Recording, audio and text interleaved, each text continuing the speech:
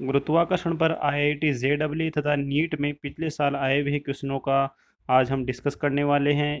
इस पूरी सीरीज को हम 3 पार्ट में कंप्लीट करेंगे। आज हम टोटल 15 क्वेश्चंस डिस्कस करेंगे, फिर नेक्स्ट लेक्चर में 15, फिर नेक्स्ट लेक्चर में 15, इस तरह करके हम टोटल 45 क्वेश्चन डिस्कस करने वाले हैं, जो कि इंपॉर्टेंट क्वेश्चंस है। तो देखो बच्चों, क्वेश्चन नंबर फर्स्ट आपको स्क्रीन पर नजर आ रहा होगा। क्या है? सूर्य से दो ग्रहों की दूरियां क्रमशः 10 की पावर 13 मीटर तथा 10 की पावर 12 मीटर है। इसके आवर्तकालों का अनुपात है। आवर्तकालों का अनुपात पूछा है, तो इसका मतलब ये केपलर के ग्रहों की गति का जो तीसरा नियम है, ये क्वेश्चन वहां से आया हुआ है। और हम जानते हैं कि किसी भी ग्रह का जो आवर्तकाल है उसका वर्ग होता है, वो समानुपाती होता है उस ग्रह की सूर्य से औसत दूरी के घन के समानुपाती होता है। तो इसका मतलब हमारे पास में क्या हो गया, T1² बटे T2² बराबर क्या हो गया, R1 की पावर क्यूब बटे R2 की पावर क्यूब। जैसे ही हम R1 की पावर क्यूब करते हैं, हमारे पास में R1 कितना है, 10 की पावर 13, R2 कितना है, 10 की पावर 12। जैसे हम दोनों का क्यूब करते हैं तो ऊपर हो गया 10 की पावर 39, नीचे हो गया 10 की पावर 36। 10 की पावर 39 में से जैसे हम पावर 10 के 39 में 36 माइनस करते हैं तो कितना आ रहा है, 10 की पावर 3। बट हमारे पास में जो आवर्तकालों का अनुपात है वो स्क्वायर है। जैसे हम यहाँ से वर्गमूल लेते हैं तो हमारे पास में अनुपात कितना आ जाता है, 10√10, अर्थात ऑप्शन नंबर सी हमारा करेक्ट आंसर हो गया। क्वेश्चन नंबर सेकंड की तरफ हम चलते हैं। क्वेश्चन नंबर सेकंड क्या है? पृथ्वी की सूर्य से अधिकतम तथा न्यूनतम दूरी का मान R1 तथा R2 है। यदि पृथ्वी सूर्य के पथ के दीर्घ अक्ष के लंबवत हो तो इसकी सूर्य से दूरी कितनी होगी। देखो बच्चों, यहाँ क्या दिया है, यहाँ पे आपको आंसर के अंदर आना पड़ेगा। पहले आपको ये डायग्राम समझना पड़ेगा। यहाँ पे क्या दिया है कि मान लो पृथ्वी आपके सूर्य के चारों तरफ चक्कर लगा रही है, तो दो आपकी स्थितियां यहाँ बताई गई है, एक तो अधिकतम दूरी वाली, एक न्यूनतम दूरी वाली। अधिकतम दूरी आपको नजर आ रही होगी। मान लो पृथ्वी है ना सूर्य से बहुत दूर, इस जगह पे, यहाँ पे देखो, इस जगह पे होगी तो ये दूरी देखो R2 नजर आ रही होगी आपको। और बहुत पास होगी तो पास कहाँ होगी, इस जगह पे। ठीक है बच्चों, तो यहाँ पे दूरी कितनी दी हुई है, R1। इसका मतलब यहाँ है तो ये R1 दूरी, और यहाँ है तो ये हो गई हमारे पास में R2 दूरी। और सूर्य आपको नजर आ रहा होगा कहाँ पे, ये दिया हुआ है। और कहा गया है कि पृथ्वी सूर्य के पथ के दीर्घ अक्ष के लंबवत स्थित है। तो देखो, दीर्घ अक्ष के लंबवत, मान लो यहाँ पे ये दीर्घ अक्ष हो गई और ये लघु अक्ष हो गई। इसका मतलब लघु अक्ष वाली किसी पोजीशन पे यहाँ पर यहाँ लिखा हुआ है ना, उपग्रह की स्थिति यहाँ पर है, तो ये कैपिटल R डिस्टेंस हमें पूछिए। पृथ्वी की दीर्घ अक्ष से जो लंबो दूरी है ना, वो हमें पूछिए। तो इस क्वेश्चन को करने के लिए सबसे पहले हमें जो दीर्घवृत्त की विशेषताएं पता होनी चाहिए। तो देखो बच्चों, दीर्घवृत्त की जो विशेषता होती है वो क्या होती है, जो हमारी लघु अक्ष है ना, उसकी आधी दूरी, मतलब ये कैपिटल आर दिया हुआ है, उसका दुगुना करना है आपको। इस तरह लिखना है 2/R। 2/R वो किसके बराबर होता है, 1/R1 प्लस 1/R2 के। R1 ये आपको बताई थी अभी, क्या थी, लघुत्तम दूरी, और R2 क्या थी, अधिकतम दूरी। किस पे, दीर्घ अक्ष पे। और 2 यहाँ पर ये आता ही है फॉर्मूले के अंदर। तो जैसे हम यहाँ पे 1/R1 प्लस 1/R2 को सोल्व करते हैं एलसीएम लेके, तो हमारे पास में क्या आ रहा है, R1 plus R2 divided by R1 R2। तो कैपिटल R बराबर क्या हो गया, 2R1 R2 upon R1 plus R2। और हमें कैपिटल R ही पूछा गया था। तो आंसर क्या हो गया हमारा, आंसर सी। आंसर सी हमारा करेक्ट है, 2r1 R2 divided by R1 plus R2। Question number third. Question number third क्या है, यदि गुरुत्वाकर्षण बल 1/r के समानुपाती हो, अर्थात 1/r के समानुपाती नहीं होना चाहिए, तो क्या बोला जा रहा है, जहां कैपिटल R दो वस्तुओं के बीच की दूरी हो, तो यदि वस्तु वृत्तीय पथ पर ऑर्बिटल अर्थात कक्षीय वेग v से चलते हो तो v समानुपाती होगा। देखो बच्चों, हमें पता है कि गुरुत्वाकर्षण बल हमेशा दूरी के वर्ग के समानुपाती होता है, लेकिन इन्होंने कहा कि जो बल है वो दूरी के वर्ग के समानुपाती न होकर ओनली दूरी के व्युत्क्रमानुपाती होना चाहिए। और वो आपकी वस्तु है ना, जब चक्कर लगाते हुए वर्ताकार पथ में गति करती है तो उसका जो कक्षीय वेग है वो v किसके समानुपाती होगा। तो देखो बच्चों, सबसे पहले हमें जैसा क्वेश्चन बोला गया हम वैसा कर लेते हैं। F समानुपाती R, जैसे हम समानुपाती हटाएंगे तो यहाँ आ जाएगा K/R, क्योंकि व्युत्क्रमानुपाती बोला है ना, ऐप समानुपाती 1/r। तो यहाँ पे क्या आ गया, अब हम जानते हैं कि ये जो गुरुत्वाकर्षण बल है, यही आपको क्या प्रदान करेगा, आवश्यक अभिकेंद्रीय बल प्रदान करेगा।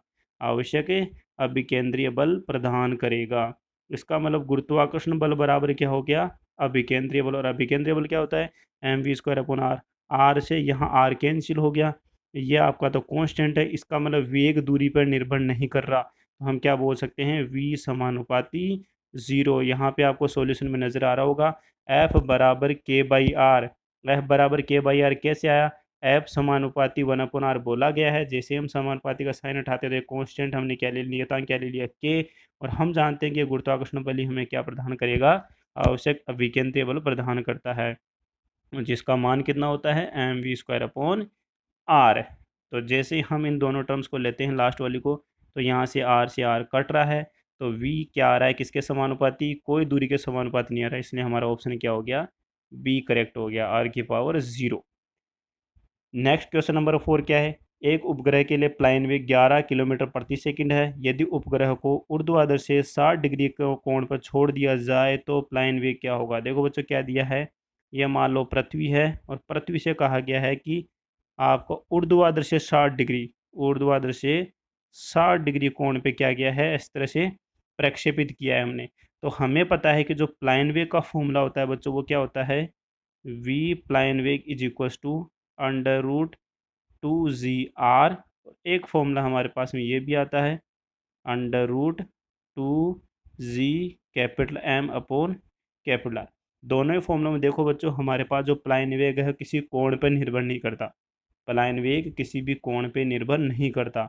इसका मतलब आप चाहे ऊर्ध्वाधर से 60 डिग्री फेंको, चाहे क्षैतिज से 60 डिग्री फेंको, बट आपको प्लाइन ही करवाना है। अर्थात 11.2 किलोमीटर प्रति सेकंड के वेग से आप फेंक रहे हो, चाहे किसी भी दिशा में फेंको, चाहे 60 डिग्री, 90 डिग्री, 0 डिग्री, किसी भी डिग्री में, हमेशा वो प्लाइन ही करेगा। इसलिए प्लाइन वेग अपरिवर्तित रहता है। अभी भी कितना ही रहेगा प्लाइन वेग?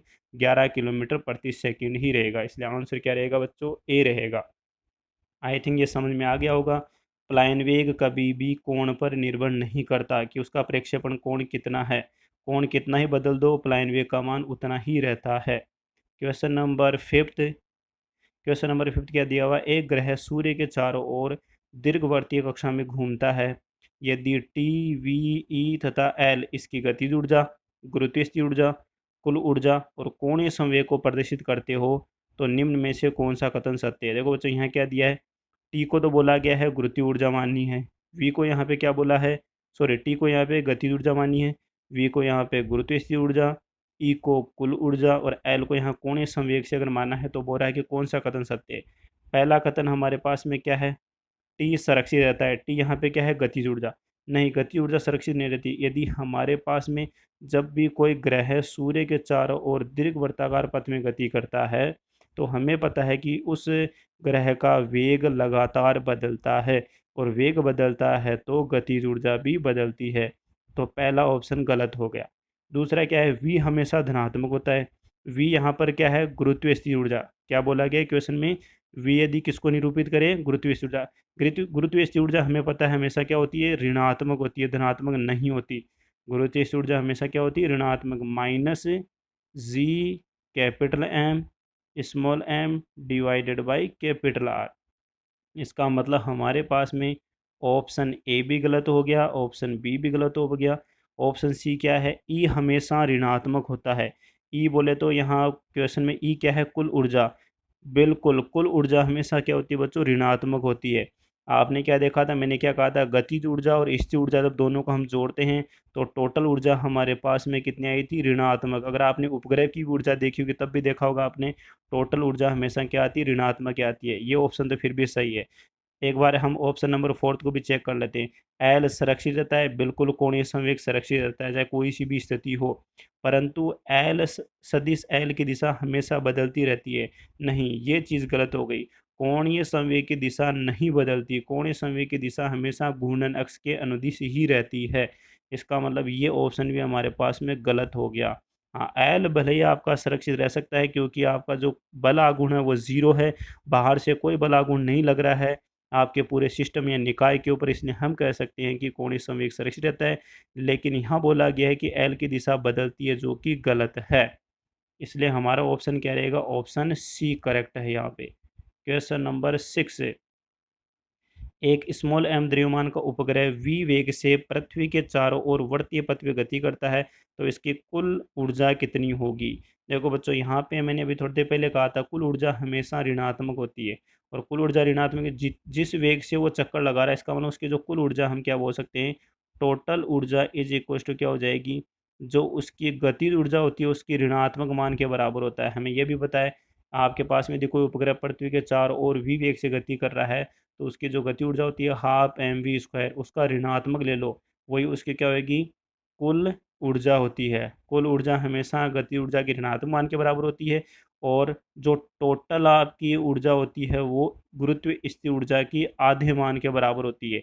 इसका मतलब हमें गुरुत्व स्थिति ऊर्जा तो पता ही है, फॉर्मूला कितना होता है, गुरुत्व स्थिति ऊर्जा का फॉर्मूला हमें पता है minus G capital M small M divided by capital R, इसका आधा कर लो, ये आपकी टोटल ऊर्जा होएगी। बच्चों टोटल ऊर्जा क्या हो जाएगी, minus G capital M small M divided by 2 R, इसका मतलब है गुरुत्व स्थिति ऊर्जा का आधा मान, वो हो गई कुल ऊर्जा, और गुरुत्व आपकी जो गति ऊर्जा है ना उसका ऋणात्मक मान। तो आपके पास में गति ऊर्जा कितनी हो गई, हाफ एम वी स्क्वायर, उसका ऋणात्मक कर लो, तो ऑप्शन हमारा क्या हो गया, डी ऑप्शन करेक्ट हो गया। अगर यह जी एम एम के टर्म में पूछे तो क्या आएगा, minus G capital M small M divided by 2 are.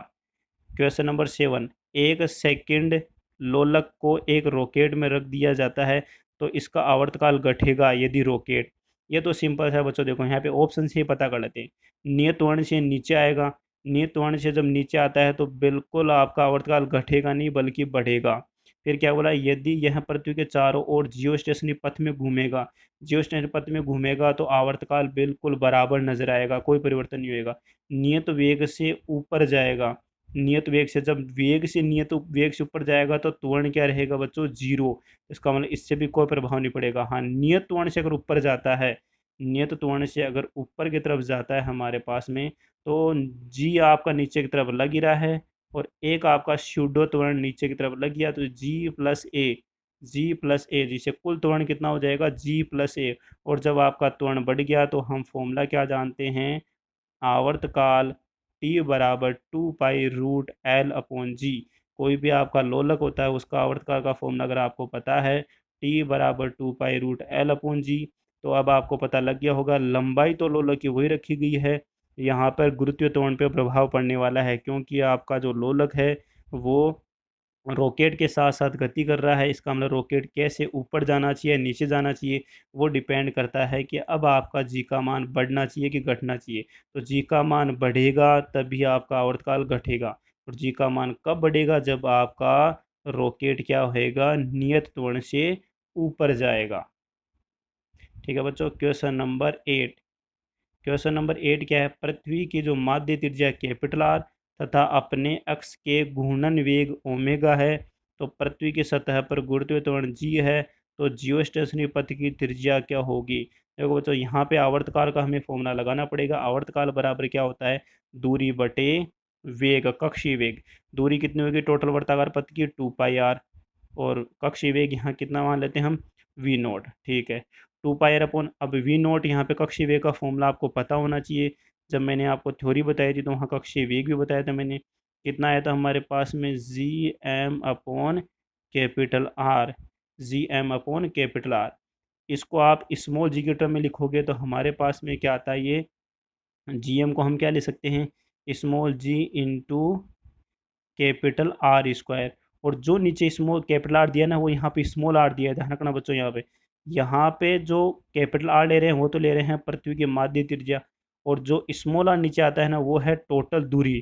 तो इस तरह से हम देख, जैसे हम नीचे वाले पोर्शन को सोल्व करते हैं तो ऊपर की तरफ हमारे पास में क्या रहता है, 2 पाई आर की पावर 3/2, और नीचे टर्म क्या रह जाएगी, जी आर स्क्वायर का रूट, जी आर स्क्वायर का रूट हो गया। जैसे हम इसको पूरे को सोल्व करते हैं तो हमारे पास में क्या आ गया, 2 पाई अपॉन ओमेगा। ओमेगा हमारे पास में जो फॉर्मूला होता है वो ओमेगा भी हमें याद होना चाहिए कि ओमेगा कितना आया था। ओमेगा जो घूर्णन आपका वेग होता है, ठीक है, तो यहाँ पर जो कोणीय वेग होएगा उसका मान होता है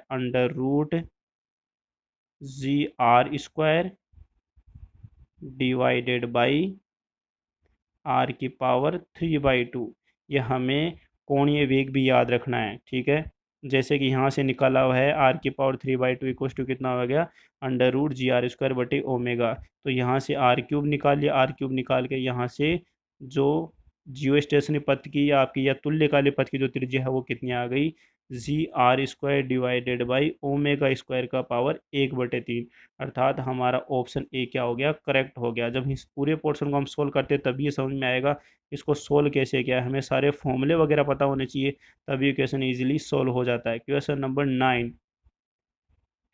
9 क्या पूछा गया। एक उपग्रह ए जिसका द्रव्यमान स्मॉल एम है पृथ्वी के केंद्र से स्मॉल आर दूरी पर है, तथा दूसरा उपग्रह बी जिसका द्रव्यमान 2m है 2r दूरी पर है, तो इनके आवर्तकालों का अनुपात। ये भी आपके केपलर के ग्रह के आपके ग्रहों वाला जो तीसरा नियम है उस पर आधारित है। T1² बटे T2² बराबर क्या होता है, R1 की पावर क्यूब बटे R2 की पावर क्यूब। तो आवर्तकाल द्रव्यमान पे तो निर्भर करता नहीं है, केवल दूरियों पे निर्भर करता है। तो पहले वाले की दूरी कितनी दी है, R, दूसरे वाले की कितनी दी है, 2R। तो जैसे हम यहाँ का जो स्क्वायर है उधर लेके जाते हैं, वर्गमूल करते हैं, तो कितना हो जाएगा 3/2। तो यहाँ पे देखो 3/2 पावर लगी हुई है, तो R से R कैंसिल हो गया, 1/2 की पावर 3/2 कितना हो गया, 2√2, 2√2। तो हमारे पास में आंसर क्या हो गया, 1:2√2। तो ये हमारे पास में आंसर हो गया। ठीक है बच्चों ना, ऊपर आएगा 1, नीचे रहेगा 2√2। तो हमारे पास आंसर क्या हो जाएगा, 1:2√2। उन दोनों उपग्रहों के आवर्तकालों का अनुपात रहेगा 1:2√2। Question number 10। एक उपग्रह द्रव्यमान स्मॉल एम तथा v वेग से मुक्त अंतरिक्ष में dm/dt बराबर अल्फा v की दर से धूल के कणों के बीच से गुजरता है, जहाँ पे अल्फा नियतांक है। तो इसके ऋणात्मक त्वरण का मान क्या होगा।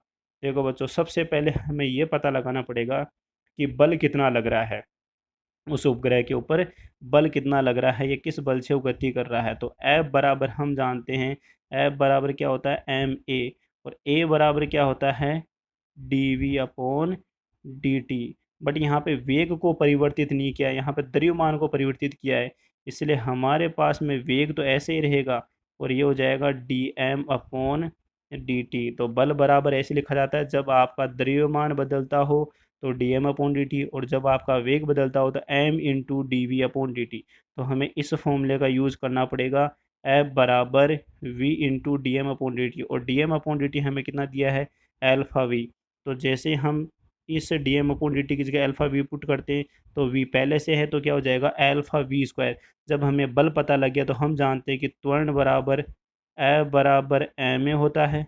तो त्वरण बराबर क्या हो गया, F/m। F का मान अभी निकल के आया है अल्फा v², और डिवाइडेड बाई क्या हो गया, m, और त्वरण बोला ऋणात्मक, तो -अल्फा v²/m हमारा आंसर हो जाएगा, -अल्फा v²/m।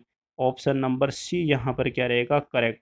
यहाँ जाएगा ना बच्चों, ऑप्शन नंबर बी नहीं रहेगा, यहाँ पे क्या रहेगा, ऑप्शन ऑप्शन सी करेक्ट नहीं रहेगा यहाँ पे। हाँ, ऑप्शन बी नहीं, ऑप्शन सी करेक्ट रहेगा। यहाँ पे ऑप्शन बी लिखा हुआ है आंसर के अंदर, वो गलत है।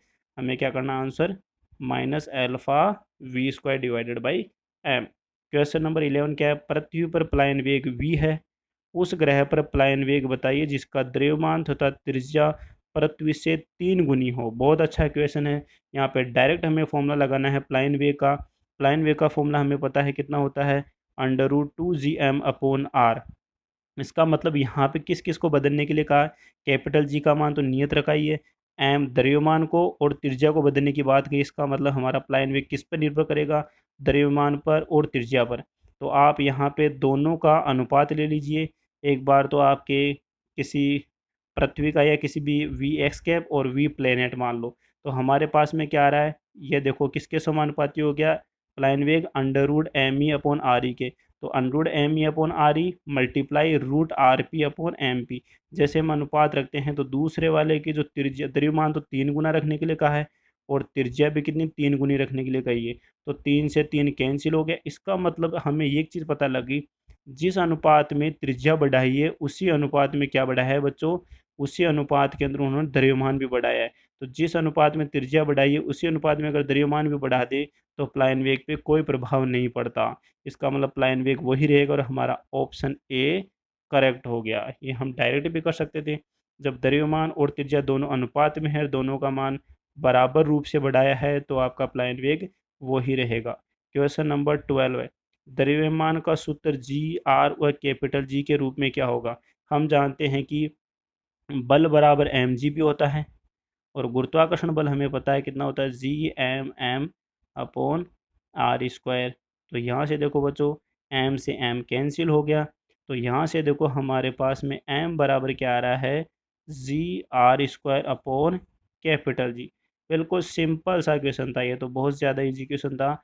एम जी बराबर क्या हो गया, G capital M small M upon R square, small M से स्मॉल एम कट गया, तो कैपिटल एम बराबर क्या आ गया, G R square upon capital G. Option number D is correct. Question number 13, एक उपग्रह पृथ्वी से 120 किलोमीटर ऊंचाई पर चक्कर लगा रहा है, इससे एक गेंद छोड़ दी जाए तो गेंद क्या होगा। देखो बच्चों क्या बोला है, एक उपग्रह पृथ्वी से 120 किलोमीटर की ऊंचाई पर चक्कर लगा रहा है, इससे गेंद छोड़ दी जाए तो गेंद क्या होगी। देखो बच्चों जब भी कोई चीज़ आपके पास में वर्ताकार पथ में चक्कर लगा रही है और उसके साथ साथ यदि आपने किसी चीज़ को रख रखा है जिसे आप छोड़ते हो, तो वो भी एज इट इज़ वैसे ही चक्कर लगाएगा। तो आपको पता है जब किसी उपग्रह में कोई उपग्रह पृथ्वी के चारों तरफ मान लो कक्षीय वेग से गति कर रहा है और उसमें से हम किसी बॉल को छोड़ते हैं, तो वो भी कुछ समय के लिए आपके वृत्ताकार पथ में ही गति करेगा। स्पर्शीय रूप से हम क्या बोल सकते हैं इस तरह से। तो हमारे पास में ऑप्शन क्या हो जाएगा, ऑप्शन चेक करते हैं। समान गति से उपग्रह के पथ के स्पर्शीय पथ पे चलेगा, उपग्रह के कक्षीय पथ में ही समान गति से करेगा, यही हमारा करेक्ट ऑप्शन हो जाएगा। धरती पर धीरे धीरे नीचे आएगी नहीं, अंतरिक्ष में दूर कहीं चली जाएगी नहीं, क्योंकि आपकी जो बॉल है ना वो भी पृथ्वी के साथ कक्षीय वेग से ही गति करता रहेगा जैसे आपका उपग्रह गति कर रहा है, क्योंकि उसके और पृथ्वी के बीच में भी एक गुरुत्वाकर्षण बल काम करने लगेगा और वो गुरुत्वाकर्षण बल ही आवश्यक अभिकेंद्रीय बल प्रदान करेगा, इसलिए बॉल भी उसी वर्ताकार पथ में चक्कर लगाती रहेगी। क्वेश्चन नंबर 14 क्या है, एक ग्रह ए का सूर्य के चारों ओर घूमने का आवर्तकाल बी से 8 गुना है, तो सूर्य से ए की दूरी बी के सापेक्ष। ये भी क्वेश्चन सेम टू सेम आपके केपलर के ग्रहों की गति के तीसरे नियम से ही यहाँ दिया है कि टी ए बराबर 8 TB। ग्रह ए का आवर्तकाल बी का 8 गुना है, तो T A upon T B कितना हो गया, 8 आ गया। ए का आवर्तकाल बटे बी का आवर्तकाल बराबर 8:1।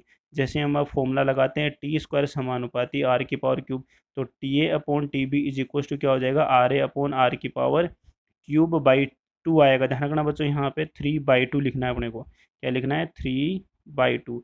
जैसे हम 3/2 करते हैं तो हमारे पास में क्या हो जाएगा, 8 की पावर 3/2। और 8 की पावर 3/2 कितना हो गया, 8 को क्या ले सकते हैं हम, 2 की पावर 3, और यहाँ क्या हो गया 3/2, यहाँ कितना हो गया 3/2। तो हमारे पास में जो आंसर ना, यहाँ थोड़ा मिस्टेक किया हुआ है क्वेश्चन के अंदर। ध्यान रखना यहाँ पे जो क्वेश्चन पूछा गया ना थोड़ा उल्टा है, यहाँ पर इस तरह से अनुपात side T B upon T A का पूछा गया है।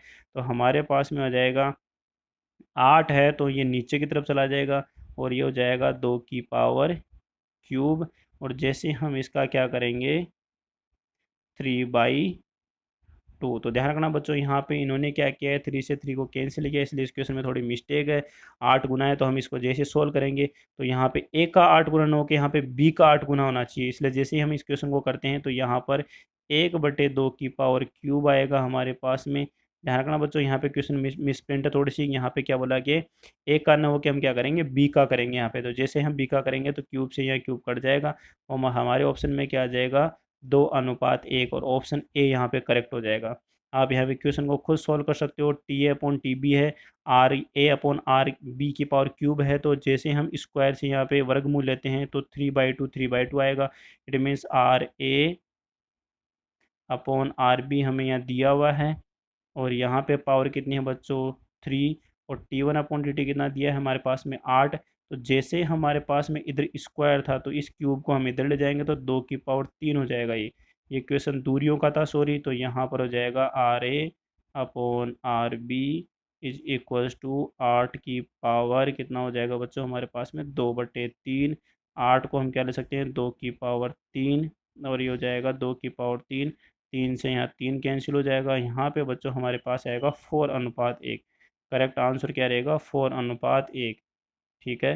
Question number 15, last and final question क्या है, पृथ्वी की सतह पर प्लाइन वेग 11.2 किलोमीटर प्रति सेकंड है, यदि पृथ्वी का द्रव्यमान वर्तमान से 2 गुना तथा त्रिज्या आदि रह जाए तो प्लाइन वेग का मान क्या होगा यदि द्रव्यमान पृथ्वी के समान तथा त्रिज्या 1/4 हो। अभी जस्ट हमने क्वेश्चन किया था एज इट इज वैसे कि वैसे किया हुआ है। पहले हम प्लाइन वेव को यहाँ पे वी ई मान लेते हैं, उसके लिए फॉर्मूला हमारे पास में क्या हो जाता है √2 GM अपॉन आर ई। जैसे हम बदलते हैं तो उसको ले लेते हैं हम V E days 2g/m/e upon re। जैसे हम ve अपॉन वी का अनुपात लेते हैं तो हमें पता है कि जी वगैरह सब कट जाएगा, ओनली द्रव्यमान और त्रिज्या ही हमें बदली है, तो द्रव्यमान और त्रिज्या को हम ऐसे रखेंगे। एम का मान कितना बोला उन्होंने, द्रव्यमान को दुगना कर दिया जाए और त्रिज्या को आधा कर दिया जाए। तो जैसे हम मान रखते हैं तो हमारे पास में कितना आ रहा है, ve अपॉन वी का मान आ रहा है 2:1, 2:1। और v का जो मान है वो उन्होंने खुद ने कहा कितना है, 11.2 किलोमीटर प्रति सेकेंड। तो जैसे हम 11.2 किलोमीटर प्रति सेकंड को 2 से गुणा करेंगे तो कितना हो जाएगा, ये 22.4 किलोमीटर प्रति सेकंड। ऑप्शन बी हमारा क्या हो जाएगा यहाँ पे, करेक्ट हो जाएगा। बिल्कुल फॉर्मूला लगाना है, और जैसे ही हम दो कंडीशन या पहले वर्तमान कंडीशन को देखेंगे और बाद में जो कंडीशन चेंज हुई उसको देखेंगे, दोनों का अनुपात लेंगे, द्रव्यमान को दुगना करेंगे और त्रिज्या को आधा करेंगे। इस तरह हम जैसे ही सोल्व करते हैं तो हमारे पास में जो प्लान वेग है वो कितना आ रहा है, 22.4 किलोमीटर प्रति सेकंड।